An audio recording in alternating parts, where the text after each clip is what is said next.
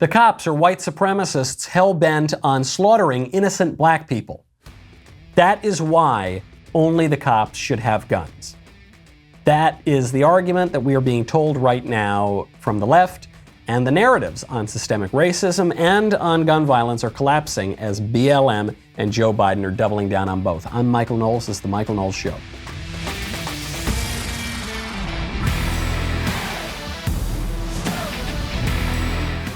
Welcome back. My favorite comment yesterday from Jessica Lindstrom, who says, 2 ads for Harry's Razors popped up while I was watching the show. I find it ironic as well that the second time was after Michael mentioned it. Maybe it wasn't ironic. Maybe it was coincidental.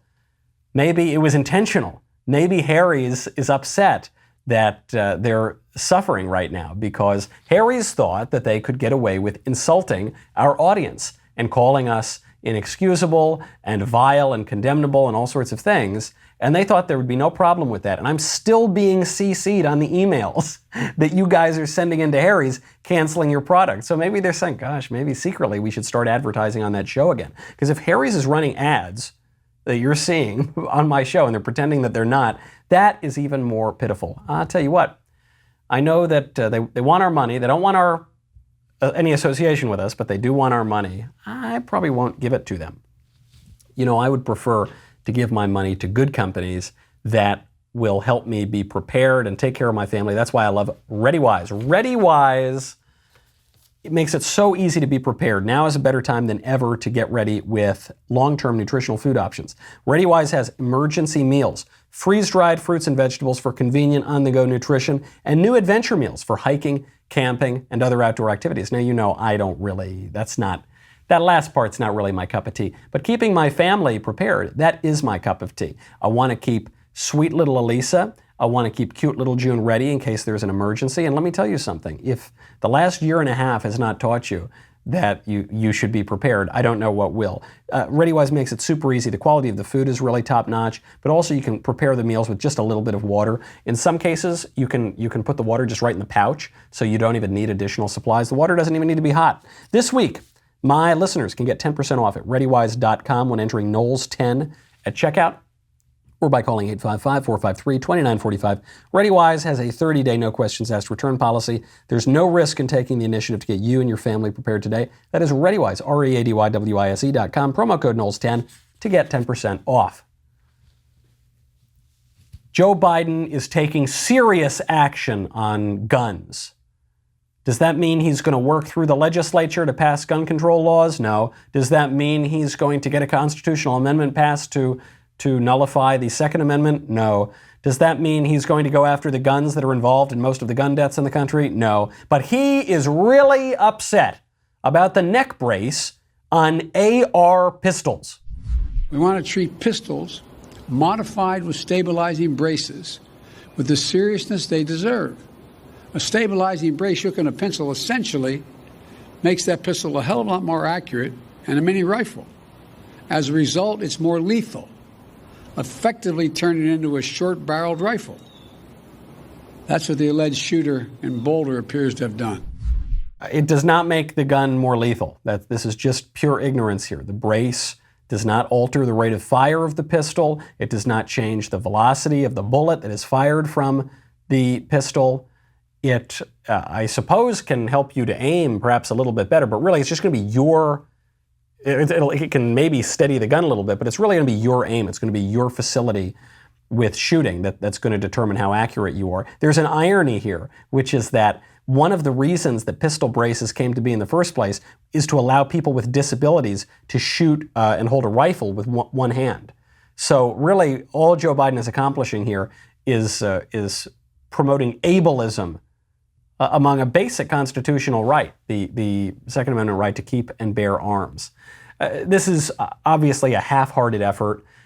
It's irritating people on the left. It's irritating people on the right. It doesn't seem to be making people happy. It's like he's going through the motions. We need to be tough on guns. Why? I couldn't tell you. What's this going to accomplish? Absolutely nothing. Joe Biden doesn't even know the name of the agency that regulates firearms. What's the name of the agency? You all know. 3 of my favorite things: alcohol, tobacco, and firearms, ATF. Joe Biden, he, like a lot of things in his head, he got that one a little bit jumbled. Today, I'm proud to nominate David Chipman to serve as the director of the AFT. David knows the AFT well. Congratulations, David. I'm glad that you will be running the AFT. That's great. But who's running the ATF? I don't know. Joe Biden doesn't know either, and it just doesn't really matter. This is part of Joe Biden's endemic dishonesty. Joe Biden, because he's just an empty suit who wakes up in the morning and licks his finger and tries to figure out which way the wind is blowing, he says at one point, I support the Second Amendment. Come on, man. Come on, me and my dad. I support the Second Amendment, man. Me and Corn Pop do. But we need common sense, gun control, the pistol grip or whatever, the neck brace. Just kind of random cosmetic changes. Really what the left is saying here, a coherent left-wing argument is that the Second Amendment is wrong. It's bad. It's bad for society. It was a mistake. We should get rid of it. People shouldn't have guns. It's insane that we Americans have guns and we're going to get rid of them. I don't agree with that argument, but at least there is a certain coherence to it. But Biden doesn't want to make that argument because he knows that people like their guns. And so he's going to make this squishy half of one argument, half of the other. And it also doesn't jibe with the argument we're being told by BLM and by the left broadly, which supports BLM, namely that cops are vicious monsters, that they're racists and skinheads and neo-Nazis and they hate black people. So then why on earth should civilians not be able to protect themselves? This is what we're hearing in the George Floyd case, the trial of Derek Chauvin. But the George Floyd case is really not going particularly well for the prosecution. The way you can tell, it's in the language. It's always in the language that you see these subtle shifts. What have we been told? Why is Derek Chauvin going to go to jail? Why does the prosecution believe that this guy should be convicted of murder? Because he put his knee on George Floyd's neck until George Floyd couldn't breathe anymore, and then he died. That's the whole argument. And they're saying, forget about the high doses of fentanyl in his body, forget about Floyd resisting arrest, forget about his priors, forget about all this. This was police brutality because Chauvin obstructed his airway and he had the knee on the neck for 9 minutes. Except that now the prosecution is changing its language. They're no longer talking about George Floyd's neck. They're talking about his, quote, neck area. What's a neck area? It's my neck, and it's my shoulders, and it's my back. Well, that's different. If you had the knee on the back, that's very different than having a knee on a neck so you can't breathe at all. You're totally cutting off your windpipe. Well, the whole argument, of course, is that Derek Chauvin shouldn't have had the knee on the neck, but then they ran into another problem here, which is a use of force officer who was testifying admitted that Chauvin's procedure, the use of body weight and pressure, was a lesser use of force than would have been adopted in the past or that Chauvin could have used himself. So it wasn't the most extreme, beyond the pale. It was actually a lesser use of force. Now, did he apply it properly? I don't know. That's what they're trying to figure out now. But in terms of the knee on the neck area technique, what we're hearing, even this is coming out of the prosecution asking these questions, is that this was relatively lesser force. But that's not what this trial is going to hinge on. Everyone in America, everyone in the whole wide world had heard of the details of this case. And right now, this trial is being conducted under the threat of terrorism. We're being told by members of BLM that if Chauvin is not convicted, specifically of murder, then BLM is going to burn the city down again. They'll probably burn a lot of the country down again, just like they did for months and months and months with absolutely no repercussions in 2020. So how is justice ever going to carry the day if in this trial you've got the explicit threat of terrorism? Isn't that a little weird? If this were the trial of Bill Clinton. Bill Clinton it's the impeachment trial of Bill Clinton for perjury. And the Republicans say, okay, we're gonna watch over this trial and we want you to pursue justice and follow the facts. But if you do not remove Clinton from office, we're going to burn the whole country down again. And what if the Republicans had the credibility to say that because they had just spent the past 8 months burning the country down previously for the same thing? Do you think if the tables were turned here that anyone would think that that could possibly be a fair trial, a fair carriage of justice? I don't think so. But this racial demagoguery does not have very much logic to it. Just the way it is. I mean, I'm almost sick of saying, if the roles were reversed, well, if it were, I mention it briefly just to show the craziness of it. But I don't think that is a winning argument. I don't think they care. I don't think there's any logic to it. And I think conservatives should stop pretending that it does. Eric Bolling, the commentator and host, he had a great response on this. Eric Bolling was being subjected to preposterous, illogical racial demagoguery on the BBC. So he walked off the set. I think it's really rich for any Republican, especially a white man, to run around and claim that they care about the economic condition of black communities and black businesses when that's all a lie. Okay, there's nothing in their policies. Just please let her finish. That they've done. The other thing is that I don't work for the Biden administration. Eric, I'm so sorry, we can't hear you. I'm going to let Aisha finish. I don't work for the Biden administration, never have, but what I am is a black person in America. And everything that these voting laws stand for and what they look like are reminiscent to the Jim Crow policies that my family's lived under. Every single thing about it. So this is all about racial discrimination. And how dare you try to act like you are somehow a proponent of black people in businesses just to make a point and to try to create a wedge. It's ignorant and it's just disrespectful. That's disgusting. I'm done. Put me off. That's disgusting. I am nowhere anything you're painting me to be. And the problem with American politics is exactly that. Because I'm white, you think I'm racist. That's BS. I'm done. Will you just stay, Eric? Will you just stay for this question? I like that he walked off the set. I'm glad that he walked off the set. There is a certain strain on the right that says, well, no, you should never walk off. You should always engage in debate. Oh, the free marketplace of ideas is always going to be totally fair, and the good ideas will always defeat the bad ideas. Not this idea. I broadly speaking, agree with it. I'd like to take on bad ideas head on, and I like to debate these things. But they have to be in good faith. This woman is not acting in good faith. This is why, by the way, when we're talking about things like critical race theory, we need to go further than don't mandate it, don't require it. We'll get multiple points of view. No, you need to ban that stuff. You need to ban critical race theory because it undermines education. What this woman is saying is, how dare you? You're not allowed to have an opinion on this. Why? Because of your race. That is not you can't have a good faith debate in that way, because it's pure demagoguery. You are undermining the premise of the debate. You're undermining people's faith in objective truth and in reason. That's what critical race theory does. It undermines people's faith in reason and objective truth. It denies those things. And so we need to kick them out of the classroom, because that would be an idea that would undermine all of the other ideas. Sometimes you've got to shut bad things down. And you are under no obligation, and you should not actually engage in bad faith debate. One great way to, in these crazy, tumultuous times, to feel like you're just tied into something real substantial, real physical, would be to invest in physical gold. That's why I would strongly recommend Acre Gold.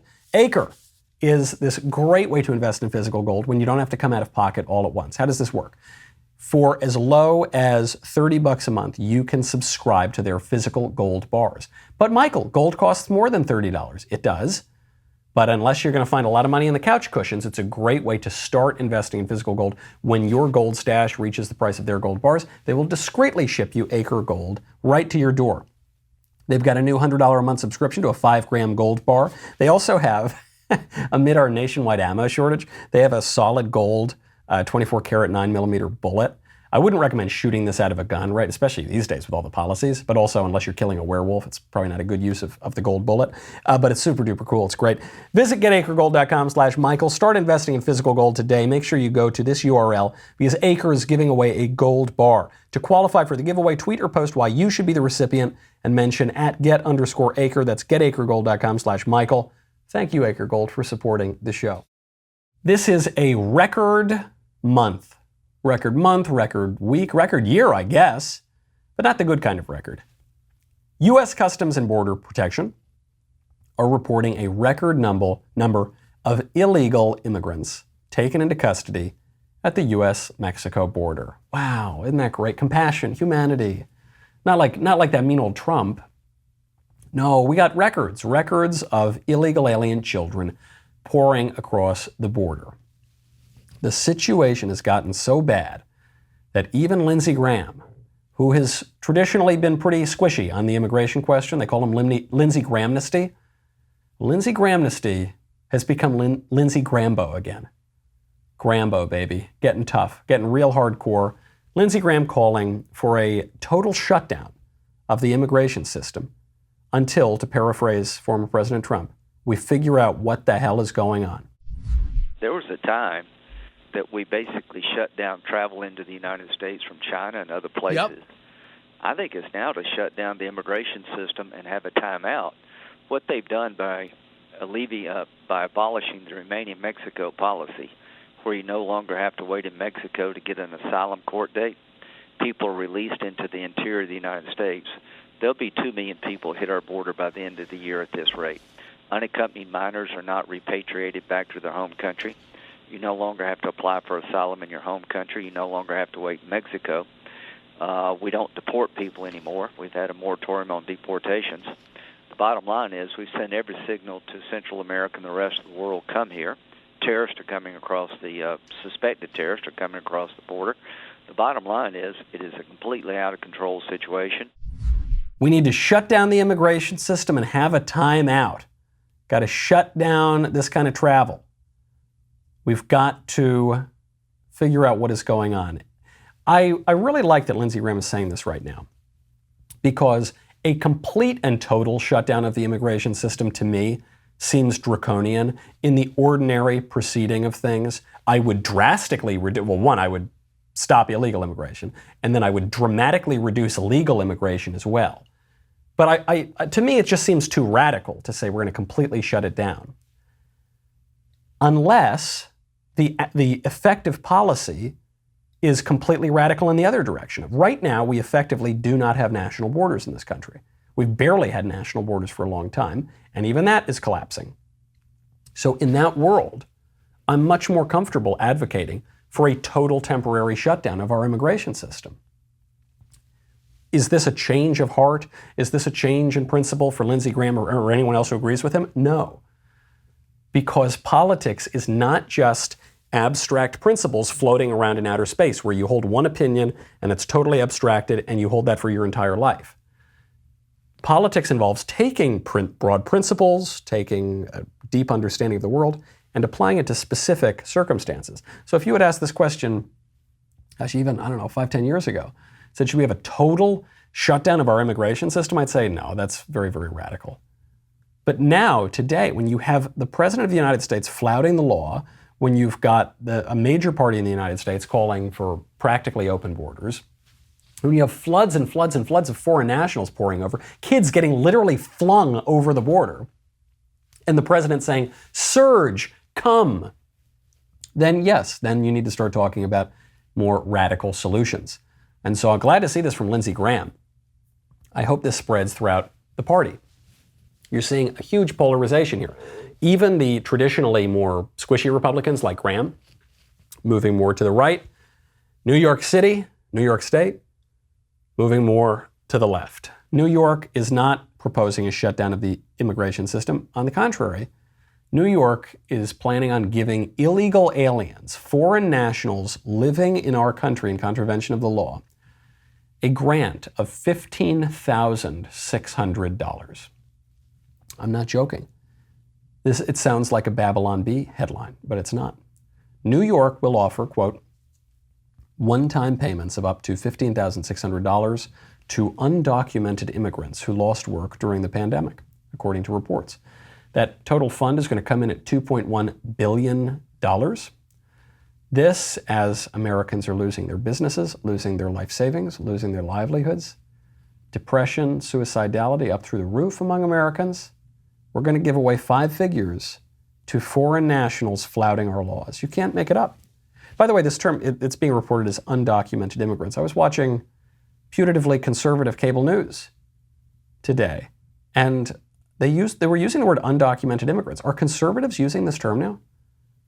Undocumented immigrant?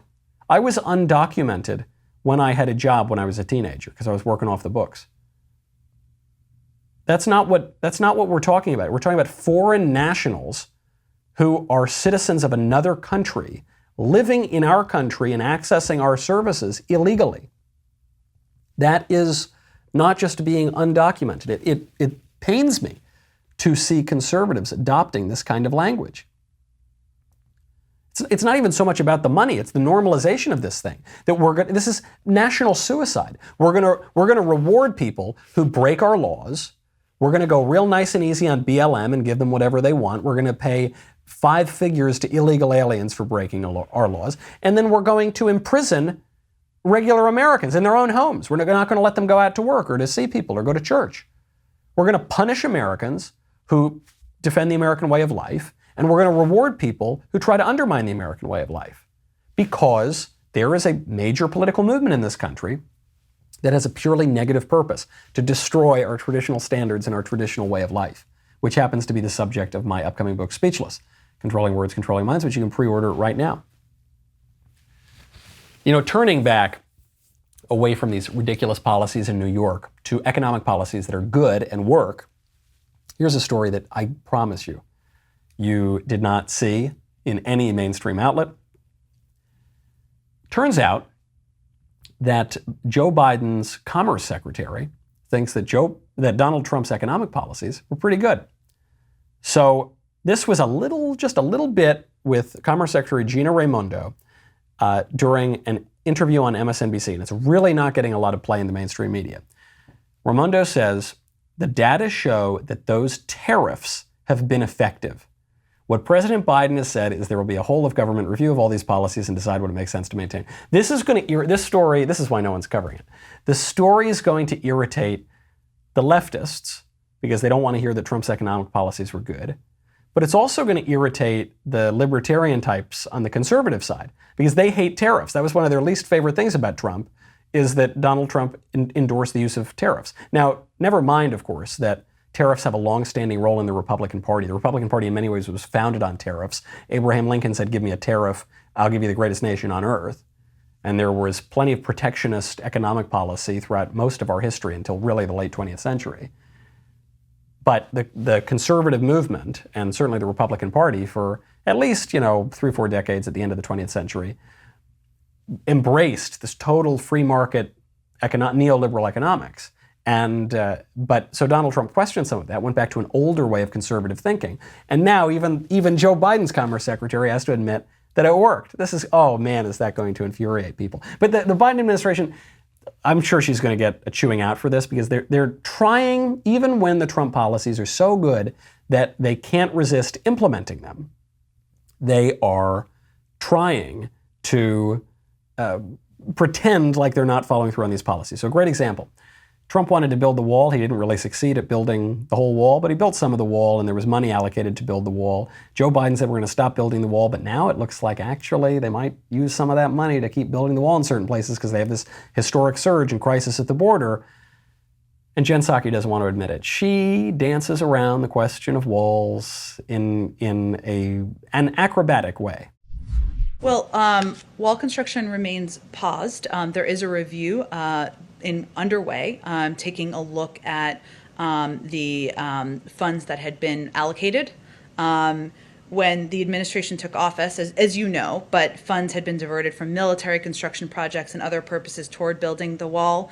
That was not something we, of course, supported. There are some components of the wall that had already been allocated, the funding to continue building by Congress. So we're working within what is allowable. But our focus is not, we don't believe the wall is an answer. We have never believed the wall is an answer to addressing the challenges, immigration challenges at the border. That's why we're proposing an investment in investments in smart security at the border, why we're driving what we see as 21st century solutions for border management, and why we believe we should build a functioning immigration system. There's a review underway of kind of where this funding had been allocated and not, but it's currently paused for the most part. What was that? Did anyone? Here's what I got out of that. Walls are bad, Trump bad, hate Trump's wall. Yeah, we're spending some money on building the wall. I mean, yeah, we're doing it right now. But it's bad and we hate it, and we're going to build a system that is functioning. Okay, so you're tacitly admitting that Trump's program is working. But you say, no, we want a system that is functioning. I talked about this last night. I had my first campus lecture back again since COVID lockdowns shut down 20 schools, which is, for something to function, you need to know what it's for, right? This drives me the craziest when you have people like Dr. Fauci say, look, I'm not dictating people's politics. I just dictate policy according to what works. I'm not an ideologue. I just am talking about what works. Well, what are you trying to achieve? You can't know what works unless you know what you are working toward. But because the Democrats have outsourced their political debate away from the people toward the experts, namely themselves, they say, yeah, it's going to be functioning. Well, what is functioning to them? To me, a functioning immigration system is an immigration system that keeps foreigners out, keeps people who shouldn't be in out. But to them, a functioning immigration system is when there's no wall. It's open borders and they get a bunch of new prospective voters. That doesn't really function to me. But you know what functions very well for a great cause? Relief Band. Relief Band is the #1 FDA-cleared anti-nausea wristband that has been clinically proven to quickly relieve and effectively prevent nausea and vomiting associated with motion sickness, anxiety, migraines, hangovers, I've had one or two of those, morning sickness, chemotherapy, and much, much more. The product is 100% drug-free. And this is important for me. I actually don't like taking a lot of drugs all the time. For me, it's like a little bit of ibuprofen is about as hard as I go. This is 100% drug-free, non-drowsy, provides all-natural, long-lasting relief with zero side effects for as long as needed. The technology was originally developed over 20 years ago in hospitals to relieve nausea from patients. Now through Relief Band, it is available to all of us, the masses. It's really amazing how it works. There's a lot of imitators out there that are really cheap. Those are not the real deal. You want the #1 FDA-cleared anti-nausea wristband. As the world opens back up, do not let the fear of nausea keep you on the sidelines. Right now, Relief Band has an exclusive offer just for our listeners. Go to reliefband.com. Use promo code Knowles. You'll get 20% off, free shipping, no questions asked, 30-day money-back guarantee. What more could you ask for? That's reliefband.com. Use promo code Knowles for 20% off plus free shipping. Joe Biden is tacitly admitting that Donald Trump got a lot of things right, but just so that people don't accuse me of being a hack, just so people don't accuse me of carrying water for the former president, there is one issue, and I've been totally consistent on this from the beginning, that I feel President Trump got wrong, and I think the Republican Party is starting to correct course on that. And that was with his obsession with freeing criminals from prison. I always felt this was the wrong idea. I felt it was the wrong messaging. It was based on a lot of phony narratives about, poor innocent people who got pinched on carrying a dime bag of pot or something and spent their life in prison. And that just really isn't happening right now. So the line you hear a lot, even from some conservatives, especially the more squishy ones on the right, they'll say, we have an over-incarceration problem in America. And Senator Tom Cotton made a great point the other day. He was asked about this issue of the prison population, and he said, actually, we have a massive under-incarceration problem in America. And he's right. What do I mean by that? Just last year, homicides rose 33% in major cities. Clearly, we are not throwing enough people in prison, at least in prison. Last year, an organized, violent leftist terror organization called BLM, in partnership with another leftist terror organization called Antifa, burned down the country. How many of those people went to prison? How many of those organizations were busted up by the feds?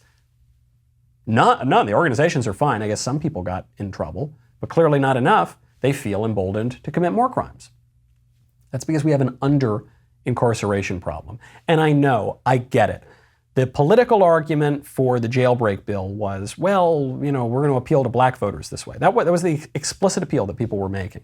If we spring criminals from the can, that'll get black voters to like us. And I actually felt it was a sort of offensive argument to be making from the beginning, and I felt it wasn't worth it, and I didn't think it was going to work. Then there was the moral argument people were making. Oh, it's wrong that people go to prison for carrying a dime bag of pot. First of all, that doesn't happen. A lot of these guys have a ton of priors, or they're dealing drugs, they're pushing poison to kids, they're involved in lots of other crimes, they plea these things down. why can't, I get that conservatives want to seem like cool guys. We want to just seem really cool. There was that strain for a while, especially of the you do you, hey, whatever you want, man, just don't make me pay conservatism, which like they wanted to be, it was like Steve Buscemi with the skateboard. How do you do, fellow cool guys? But that I thought was always kind of weak. And I think the moral arguments that people are making are just kind of based on faulty premises. It is not compassionate to the victims of crimes to let these guys go scot-free. It is not compassionate to people who live in bad neighborhoods to let criminals run those neighborhoods. It's not just, it's not right, it doesn't advance racial justice, it doesn't advance any other kind of justice. Put the criminals in prison. And hopefully you can reform them, by the way. I also think that we don't do a good enough job bringing people back into society, so that's something to work on too. But you gotta punish people for their crimes. Especially, at the very least, when they're repeat offenders. That is a major under-incarceration problem. One thing conservatives are starting to get it right, though, and I hope that maybe this show has played some role in it, maybe some writing that we've been doing has played some role in it. The GOP governors are getting a little bit tougher on the vaccine passport. I've said on this show this needs to be a line in the sand. There are 27 Republican governors in this country, and so far, as of yesterday, as of 2 days ago, 3 of them had come out against vaccine passports, and we've been hammering and hammering and hammering. A lot of other conservatives joined the chorus. Then we got another Republican governor. Now we've got GOP Governor Brad Little in Idaho, who is coming out to prohibit the so-called vaccine passports. This will bring him to join Florida, Texas, and Utah. Little's order comes after New York has started pushing in the other direction and they want to start seeing these vaccine passports. He says, quote, Idahoans should be given the choice to receive the vaccine. We should not violate Idahoans' personal freedoms by requiring them to receive it. Vaccine passports create different classes of citizens. Vaccine passports restrict the free flow of commerce during a time when life and the economy are returning to normal. Vaccine passports threaten individual freedom and patient privacy. I really like this. Terrence Williams, the comedian, a friend of mine, Terrence tweeted the other day, he said, look, I'm not going to get the vaccine, but it's not because of politics. I just don't want to grow a tail and a third eye. He's basically saying, I'm a little skeptical of this vaccine. Look, the vaccine seems to be working out just fine, but hey, for me, I'd rather not get it. It seems like it came out very quickly, and I'm young, I'm healthy, I don't really want to get it. And according to the Democrat governors, Terrence is basically a mass murderer for saying that. And he'll probably be kicked off social media because you're not allowed to make any jokes about the vaccine. If I talk about how, all my friends who got the vaccine are now my personal Wi-Fi hotspots, they're 5G flowing all through their bodies. If I make that joke, I could be kicked off of social media. And what the governors now are saying is, no, that's a bridge too far. Giving not just the government, but big tech and allegedly private businesses the right to force you to inject yourself with a very new vaccine, and then give them the right to force you to show them your medical history and give that medical history to big tech companies, it's a step too far. So here again, this looks pretty good in Idaho, but we've got to keep the feet to the fire here. This cannot just be about the government coming out and saying, we're not going to mandate it. It's actually got to go further. It's got to say the companies can't mandate it either. We're going to interfere in the allegedly free market of the allegedly private businesses to protect the constitutional rights and the liberty and the political traditions of Americans. That's what they have to do. Things are moving in the right direction, and that's really great stuff. Speaking of political dissidents and imprisonment, this is an international story that's also not getting a ton of news in the West. Alexei Navalny is the major dissident, the sort of opposition leader in Russia to Putin's regime, and it would appear that the Kremlin is killing him right now. So the Kremlin tried to poison him once and they failed, and he caught it in time and was taken to a facility in Germany. He was in a coma, but he recovered. And Putin said, if you come back to Russia, I'm going to imprison you. And Navalny said, well, I'm going to do it anyway. And he flew back there, and what did they do? Putin imprisoned him, and now it looks like his health is failing quickly. The guards in the prison are reportedly depriving him of sleep. The facility is apparently quite unsanitary. There's a tuberculosis outbreak here. He's apparently losing quite a bit of his health. And I guess you would call this a slow motion assassination, right? They're just going to let this guy die in prison. I mention this as Vladimir Putin effectively names himself president for life. He now, according to a new law he signed, could be in power until 2036. That would make him 93 years old at that point.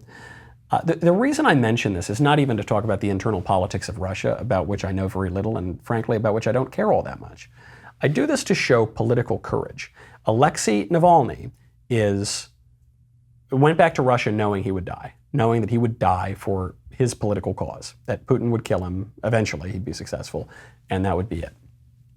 And we here in the United States are neurotic over the sniffles. And we're not willing to risk really much of anything. We're not even really willing to talk up at work about our defense of basic American values and waving the American flag. And I think it's very hard for us to understand, Alexei, why would you go back to Russia? Why would you leave Germany and go back to a place where you know this guy's going to kill you? Because there are things that matter more than just breathing for a few more years. We used to know that in America, and now the godless Ruskies are the ones that have to tell this to us. I don't know if they're godless over there. Actually, right now, there's a flourishing of religion in Russia after communism. That's a lesson we could learn from. That is a lesson, regardless of the actual political views of Putin and Navalny. That's a lesson we can learn. Turns out there are things in life worth dying for. All right, we've got to get to the mailbag. First, though, there's going to be a great episode out of Candace today. I don't know what she's talking about, or who the other guests are, but I'll tell you, there's one guest on that show. Oh, gosh, you are going to want to see him. Handsome, articulate, a mellifluous voice. So definitely go and check out Candace, a absolutely great show, 9 p.m. Eastern, 8 p.m. Central at dailywire.com. You can also check out the podcast audio version of that, which is under Candace. Be sure to leave a 5-star review. We will be right back with the mailbag.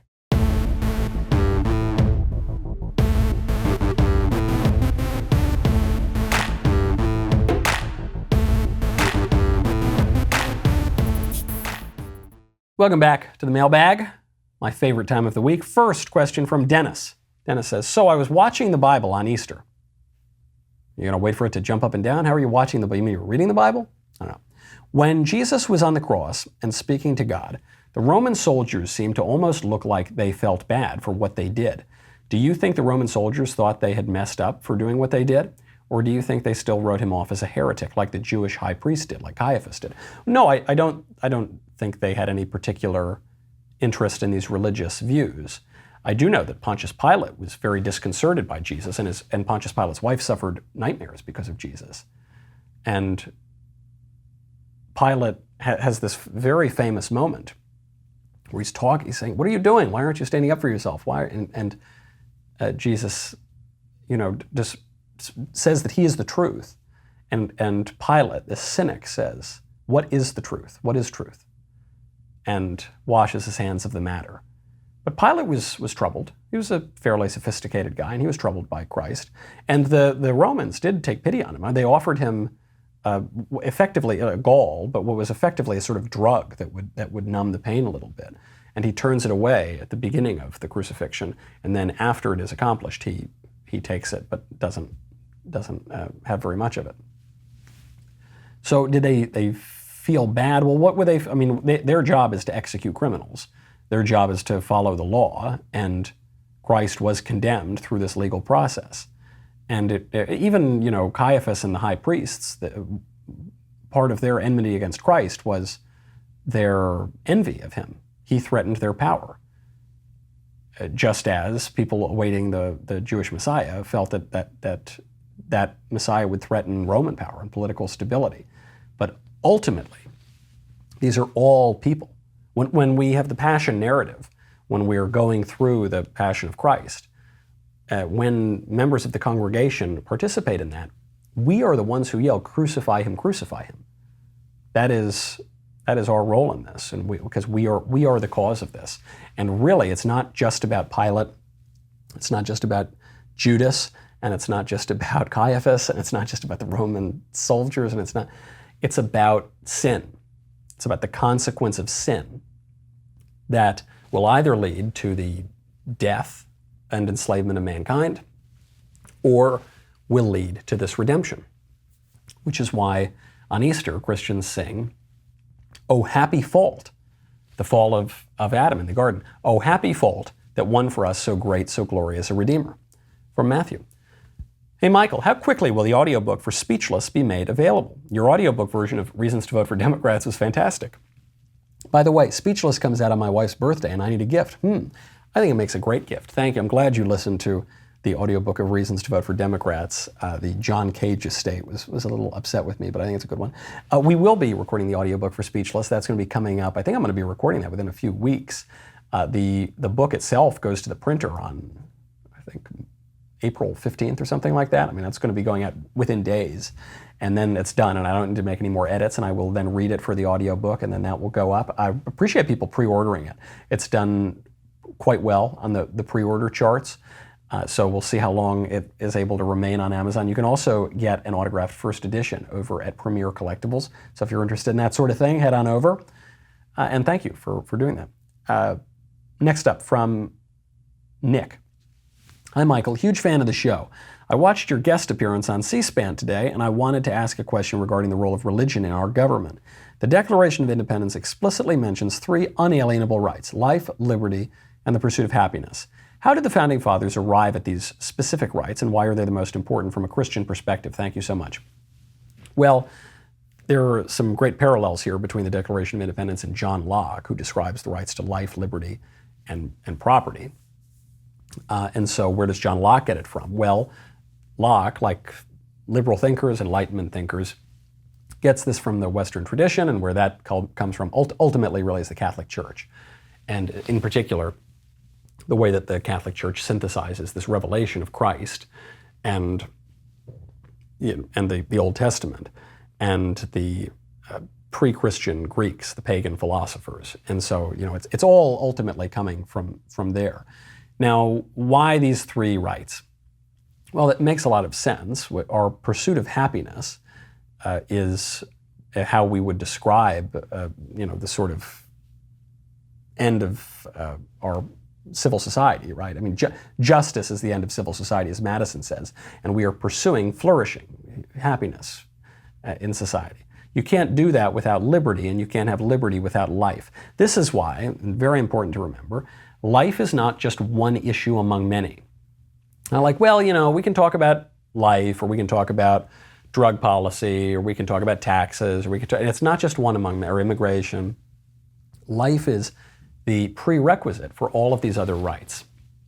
That is a Catholic point of view, and it's one that our present Catholic president is disregarding.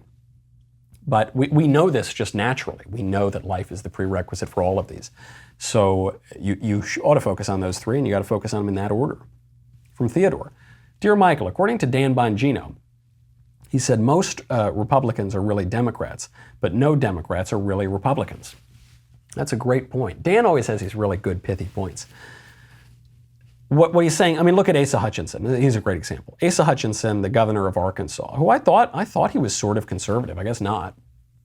He vetoes a bill that says that perverts are not allowed to pump little kids full of hormones to make Johnny look like Jane. Right, so he vetoes that bill. And when asked why, he says, well, that's just part of the culture wars, and we need to focus on things that really matter, like whatever, corporate tax policy or something. And you think, oh, so what you're really saying is, that's part of the culture war. You totally concede the culture war to the left. You are perfectly happy living in the left's world as long as you can make a little bit more money or something like that. Well, that means you're really a Democrat. It just means you're a greedy Democrat. There's sometimes, and I've done this myself, okay? Back in my wayward youth, I would have called myself a fiscal conservative social liberal. And what I really would have meant by that is I'm a fiscal libertarian and a social degenerate, derelict. What that means, though, when you say that is that you are a greedy Democrat, right? You support the Democrats' policies, but you want to keep more of your own money. Okay, that's a good step on the road to becoming a conservative, but that's not a sustainable argument. So I think that's what Dan is really getting at. And you don't really see that on the Democrat side. A little bit here and there, the kind of Clinton types, but really they tend to be true believers. Maybe you get a Manchin or something like that, but really they tend to be on the left. Next question from Michael. Hi, Michael. I wanted your opinion on the Catholic Church's China virus stance. My local diocese was saying that they do not condone testing vaccines on cells of aborted babies, but as an act of charity and to prevent more suffering, we can get the vaccine. To me, this seems like a slippery slope. Cancer causes suffering, but does that mean we should condone euthanasia? Love the show. Thank you very much. Well, I guess the argument that the bishops are making in allowing people, or saying it's permissible to use a vaccine that was developed through certain cells from certain lines derived from aborted babies decades ago, is that this is a relatively remote cooperation with evil, and we engage in similarly remote cooperations with evil every day. When I go to Starbucks and I buy a coffee, Starbucks matches employee donations to charities. One charity that employees can choose to have money donated to is Planned Parenthood. So when I buy Starbucks, am I giving money to Planned Parenthood? In a remote way, I suppose I am. But at a certain point, we wouldn't be able to interact at all in society if we had such a wide threshold for that sort of thing. Now, I think the vaccines are a little different. I mean, you're using dead babies to make your inoculation against the Wu flu. I don't know that seems to me graver. But the bishops have given their guidance on this, and I suppose that's above my pay grade. But I do think there is a little bit of a fear of a slippery slope argument here. I don't think it's quite like the same as saying we're going to start committing euthanasia. We're going to start killing people if they don't feel good one day. But I don't think it's the sort of thing that ought to be encouraged. Katie writes, hey, Michael. I really appreciate what you've been saying lately about denying money in business to corporations that vocally disdain conservatives and choose to go woke. I wish I could do this when it comes to seemingly monopolized airlines. I travel regularly and have been loyal to particular airlines for their quality and prices. You can just say it's Delta, right? You're talking about Delta because they have high quality. The prices aren't that great, but they're okay. But with everything from aggressive mask rules in early 2020 to their recent political behavior regarding voting regulations, I'm loath to keep giving them my business. Do you foresee any alternatives for air travel in the future? Where can I sign up for Air, Daily, Wire, Frequent Flyer program? Oh man, if only, how great would that be? And if Ben were flying, you just get there so much faster. And that somehow the announcements would be even, normally the airline announcements are, we're about to touch down. But if it were Ben, it would always be like, guys, the idea that we're going to get here in 6 hours is patently ridiculous. We're going to get there in 4 hours. So that would be great. But the short answer to your question is the airlines are a little bit of a racket. They are highly regulated. It's hard for new players to break into the market. And therefore, withholding our money is not probably going to be enough. What you're going to need to do is not just exercise that kind of personal cultural power. You also need to exercise political power. When you get into positions of political authority, you need to make it really hard for these airlines to operate when they try to undermine your republic. Now, Georgia's doing this to some effect. They're denying Delta some of their tax credits. Okay, great. They've done that before. It hasn't bankrupted Delta. But if you had broader political action on this front, then maybe you could get these woke companies to stop attacking your way of life. Because it's not just the fringe cultural super duper conservatives who are saying this sort of thing. It's Mitch McConnell. Mitch McConnell's as establishment as it gets, but he's saying you can't just give these guys a blank check and allow corporations to set up a parallel government. That's no good. That's like the worst possible situation. So that's what I would do. I would flex political power if we can ever get it again. And if we don't get voter integrity back under control, then who knows if we will. Next question from Michael. Dear Michael, I have noticed that MSNBC, CNN, PBS, and other loud champions of wokeness have many articles calling the new virus variants after the places where they arose, like the Brazilian variant, the UK variant, the South African variant. Weren't we told that it was a sure sign of racism and white supremacy to call SARS-CoV-2 the Wuhan virus? Did the Ministry of Truth change the rules and I missed it? No, here's the rule. If the virus comes from a white-ish place, white or white-ish place, then you can call it by its name. And if it comes from an Asian place, then you can't. All right, that's basically it. The UK, white. South Africa, largely white. Obviously, it's a complex racial situation there, but it was run by whites for a very long time. And Brazil, I don't know, they're like sort of white, right? Is that, I don't know, they're white Hispanics. I don't know what the new term is. I don't keep up on all the racial lingo. But that's the new rule. It's just different rules for different races because the left is instituting a new racial caste system. That's the way it goes. It's not necessarily hypocrisy. It's just a new hierarchy. I think conservatives would prefer if we just didn't focus on race and we didn't think that's the most important thing about people, but the left really wants to, so they're going to set up a caste system. From unknown. This is unknown. Who is unknown? How mysterious. Michael Knowles, I've heard you and Ben Shapiro talking about the COVID vaccine passports a bit. I was wanting to know if you see them as being potential HIPAA violations. Medical privacy, it's a good point. Also, I want to thank you for referring to Dr. Rachel Levine, or whatever he calls himself, as he. It irritates me when even people from our side let people like him live in his fantasy of being a girl when he quite obviously isn't. Please keep it up. Oh, I appreciate that. Thank you. Yeah, I think this is an important point because there's increasingly a fissure on the right between the people who are standing up for objective truth and are willing to assert objective truth in the public sphere, and the people who might stand up for objective truth in their personal life, but they don't really want to make anyone else do that, and they don't want to assert that in the public sphere, and they think we can all just kind of do our own thing, and we won't bother anybody. And I think increasingly the latter vision is untenable, and I think we need to stand up for the truth now, or we're not going to have an opportunity to. As for the HIPAA violations and the kind of the medical questions of the vaccine passports, yeah, I mean, that is pretty... It's a good line of argument. I'd be happy to make it. I think there are even broader concerns here. Namely, it's an upending of our way of life. It's an upending of our political order. It empowers a whole lot of people who shouldn't have a lot of power. And we should simply not stand for that sort of thing, whatever the argument is. It's kind of like with big tech. Do you go after big tech on fraud or Section 230 or on some other matter? I don't know. Just go after them. Just go after them and break it up because we cannot support that anymore. I'm Michael Knowles. This is The Michael Knowles Show. See you Monday.